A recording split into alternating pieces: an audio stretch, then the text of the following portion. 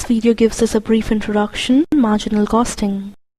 The objective of this video is to understand what are the elements of cost, what are the two most important costing techniques which are used to ascertain the cost of a product, what is marginal costing technique, and what is contribution.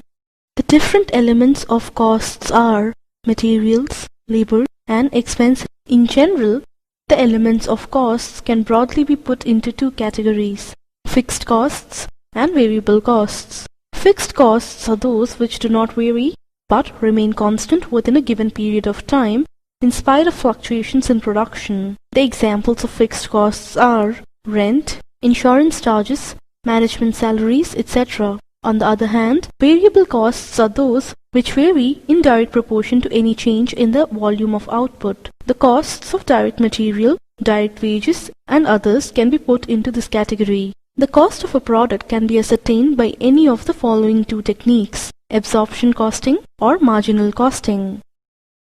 The second technique of costing is marginal costing. This technique is a definite improvement over the technique of absorption costing. According to this technique, only the variable costs are considered in calculating the cost of the product, while fixed costs are charged against the revenue of the period. The marginal cost of a product is its variable cost. There are different phrases being used for this technique of costing. In UK, marginal costing is a popular phrase, whereas in US it is known as direct costing and is used in place of marginal costing. Variable costing is another name of marginal costing.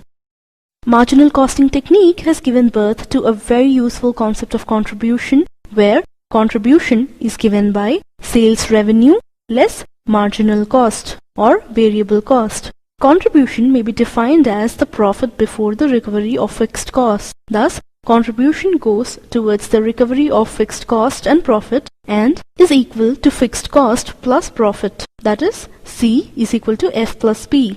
In case a firm neither makes profit nor suffers losses, contribution will be just equal to fixed cost. That is, C is equal to F. This point where the contribution is equal to the fixed costs is known as the break-even point. The concept of contribution is very useful in marginal costing. It has a fixed relation with the sales. The principles of marginal costing are as follows. For any given period of time, fixed costs will be the same for any volume of sales and production, provided that the level of activity is within the relevant range. Therefore, by selling an extra item of product or service, the following will happen.